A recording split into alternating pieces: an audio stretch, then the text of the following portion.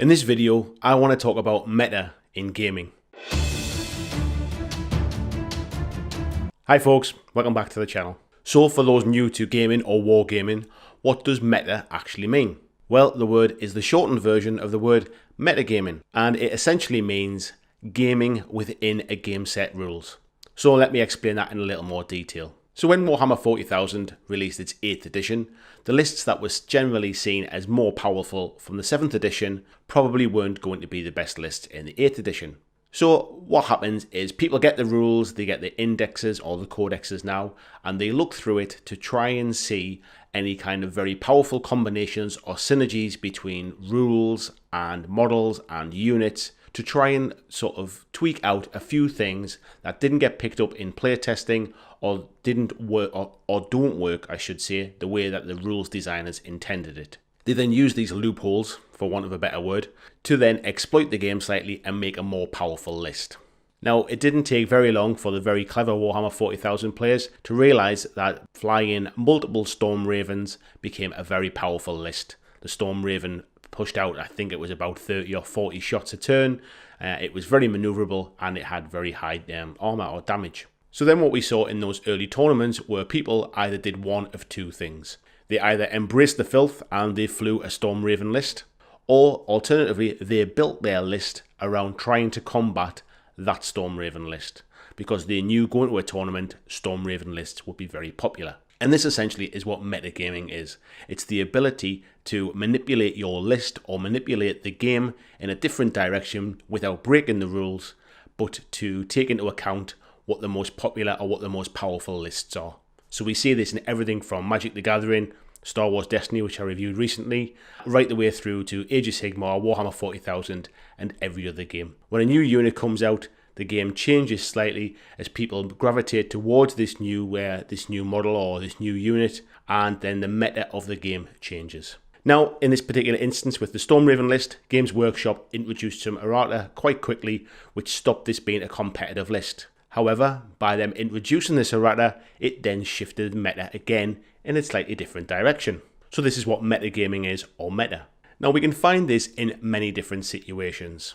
If you play a lot of tournament gaming and you travel around the country to many different tournaments, you will see there is a tournament meta. So here people are trying to find very, very powerful lists to try and win tournaments. And what you'll find is that people either embrace these powerful lists or they build lists designed to defeat these powerful lists, find the weak points in them particular armies. You can also have a local meta. So if you go to a local gaming group, people tend not to change their armies so often, as there's obviously a big expense in this, especially if you're not a tournament gamer. So what you'll find is that people will generally play the same lists every week. They might tweak it with the odd new unit, but in general, you get used to seeing the same particular armies or card decks up against you. What will happen is there'll be one particular person who has a more powerful list or is a particularly good gamer, and they will tend to win more games. What you'll then see is that people in the group will potentially look to buy a unit or get particular cards into their deck to combat that one player's list, and this becomes the local meta. Everyone is trying to build a list or build a deck to defeat a certain particular type of list or particular type of deck. Next, even if you only play at home against one person that you see every week or so, you'll have your kind of home meta. You're playing against your best friend Johnny, and he always brings a Chaos army, a Chaos 40k army when you play your games, and he beats you every single time. Now, you're either going to do one or two things. You're going to just keep playing with what you have because you enjoy the games and you're having fun, or potentially you'll try and introduce something into your list that combats that list that you see very, very frequently. And without even realizing it, you're creating your own home gaming meta.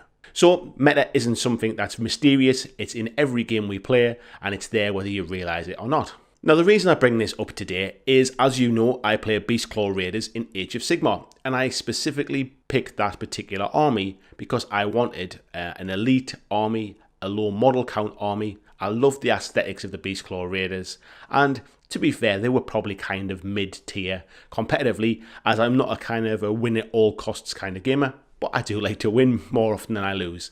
So that was why I picked the Beastclaw Raiders. So I started playing in February of 2017, and so far I've played some games at my local club, I've played some games at a local gaming store, and I've even been to a tournament, and I've had fun in every single one of those games, and everybody I've played against has been a great opponent, and I really have enjoyed Age of Sigmar. Now fast forward to August this year of 2017, and we saw the release of the General's Handbook 2017. And in this there was some tweaks to point costs for certain units and certain models. There were some new allegiance abilities for armies that didn't have them in the past. We also saw the ally rules, which allowed you to bring in allies from other allegiances, but then not lose your allegiance keyword. So for example, I could bring in some Moonclan Grots into my Beastclaw Raiders army and still be a Beastclaw Raiders army, not a destruction army. We've also seen some new scenarios as well, which just keep the game fresh and give us some new objectives to play over. Now this is great for the game. It keeps the meta moving, it stops the game from being stale. What we've also seen is some models that were maybe potentially seen as overpowered have had some points cost reductions or some power sort of taken away from them, sort of D6 wounds becoming D3 wounds. And we've also seen some models that never really saw the light of day on the table because they were classed as underpowered. We've seen them tweaked to enable them to see the table. So if you bought some models because you like the look of them, but you never play them because they were terrible on the table, this helps get those guys out. Now, one thing that has come out of this new General's Handbook 2017 is that we see that Games Workshop really want us to start playing bigger battles with more models. Now, this is great for two reasons. One, it looks fantastic on the table, and two, well, if it means we buy a few more models, that's not going to hurt Games Workshop too badly now, is it? Now, what they've done to encourage you to do this is they've brought down the point costs for taking bigger units. So let me give you an example. Chaos Bloodletters will cost you 110 points for 10 models. However, if you take a unit of 30 models, this will now cost you 270 points. Now that is a 13% more efficient point cost for taking a 30 point unit than for taking 3 10 model units. Now I appreciate there's other things in there like the ability to move 3 units in 3 different directions to claim 3 different objectives, and it's not a direct comparison. However, versus the old General's Handbook rules, we're definitely seeing Games Workshop trying to encourage us to take bigger units. Then we've also seen with the new battle plans, so for example, Battle for the Pass, these have a rule where it sees you scoring on an objective if you have a unit of 20 or more models within 6 inches of that objective. Now again, that if nobody has 20 models or more in a unit, it comes down to whoever has the most, and there's many other things involved. But again, this is an indication of Games Workshop wanting us to run bigger units and have more models on the table. Now, since this General's Handbook 2017 dropped, there's been quite a bit of chat online, both in forums and on podcasts, about a Horde meta appearing within Age of Sigmar. Horde just meaning running units with big numbers. Now, from a competitive point of view, I can really understand why this has become a thing, because you want to adapt your army to fit with the rules to get the best sort of bang for your buck, if you like, and the best bang for your points cost. However, for somebody slightly more casual, this worries me for 2 reasons. The first reason is I don't want to run a big Horde army. I specifically picked Beastclaw Raiders because they were an elite, low model count army. I could paint them up fast, I wouldn't have to worry about lots of different abilities for different units, I wouldn't have to worry about rolling lots of dice, and I could just get on with playing the game and having fun. Now, back in the original General's Handbook, running my units the way they were was completely acceptable. There was the odd scenario where I might struggle to outnumber my opponent in the early part of the game. However, given enough time, I would eventually chew through their units, and in the second part of the game, my army would come much stronger, and that's when I could start scoring. Now, I never got into Warhammer Fantasy because I didn't want to paint rows and rows of models that were exactly the same. First of all, I just don't paint fast enough, and it would take me an age to get these models on the table. Now, I'm not a win at all costs gamer, but I do like to feel like I've got a chance. However, this new Horde meta and these new sort of Horde-inspired scenarios do make me feel like I don't really have a chance anymore with the army I have. Now, I know I could introduce a lot of Moonclan Grots into my army and be more competitive again. However, as I mentioned, I just don't want to paint all of those models. Alternatively, I could change and pick another army. maybe something that isn't quite as many models as a Horde army, but has slightly better chance against Horde armies. However, as I mentioned, I'm not the fastest of painters, and by the time I start a new army and get through them, chances are the meta will have shifted, and actually I would have been better off just sticking with my Beastclaw Raiders. Now the other thing that worries me is just how long Horde armies take to play. Now I know from personal experience I've seen skeletons on the board rolling 100 dice, or seeing the Bone Splitters Cunning Rook formation rolling 60 plus dice, that this does take time. Now, good players have found a way to speed things up here. So, for example, some of the guys at my club have made specific sort of dice cubes that have exactly the right number of dice in there, so they just roll them as one big block. So where they're not just sitting there with 10 dice, rolling 10 and counting how many successes they have, then rolling another 10 and counting them and trying to add them all up. This really speeds the game up. However, if I go and play competitively, as I mentioned, I'm not that great a player. I'm going to be mid-table at best, probably back end down towards the lower tables. And I'm going to be playing against other people who probably aren't that experienced or probably aren't that great at the game. And chances are they're going to be playing these Horde armies pretty slowly. Now the downside of this is for long periods of time, I'm going to be just standing, watching them rolling dice. And the game will drag on. In a tournament, we have finite time to play our games.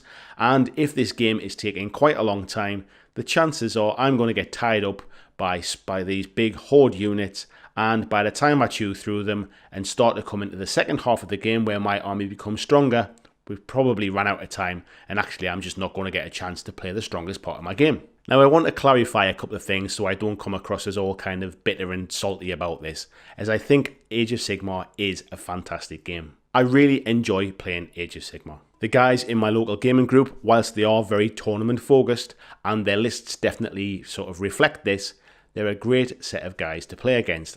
We always have a good laugh, we always have plenty of fun, and I always come away feeling like I've really enjoyed my games. And that won't change. I'll still play those local games against the guys in the group, and win or lose, it's not the end of the world. I'll still be playing those games. The thing is, the game hasn't changed that much. The rules are still the rules, and this Horde meta hasn't materialized yet, and I know there are things I can do that will just get rid of all of my concerns overnight. The problem is, I'm not that sure I really want to. I don't want to build an army that has 80, 90, even 100 models in its ranks. And to be honest, I don't really want to play against this either. In a competitive level, I definitely will be on a regular basis. So that's why for the foreseeable future, I'm putting my Age of Sigmar spending on pause and seeing how this whole meta pans out. As I mentioned, I'll still play the game at my local club for fun. I just feel now that I'm on the back foot with some of these scenarios and against certain armies, and I'll probably just be playing for fun now, not to win. I just think that competitively for me, the game is on a bit of a sabbatical until I see how things change. As you all know, I like to have multiple plates spinning when it comes to my hobby, as this is just my brain works better when I have multiple things to focus on. So this isn't going to stop me having gaming fun. It has, however, made me stop and think for once about how much time and money I devote to a game that I only play really casually or semi-competitively, and just about how much the meta can affect my enjoyment of a game. So, over to you folks, what do you think? Is meta something you worry about? Is it something that you just don't care about? Do you just play your army because you want to play it and forget about everything else? Are you a win at all costs kind of a gamer, or are you just in this for taking part? I'd really love to know how you think meta affects your gaming and your choices you make. Leave me a message down below in the comments and I'll definitely reply to you. It'd be really good to see what you think about this. Thanks for watching, and I'll see you in the next video.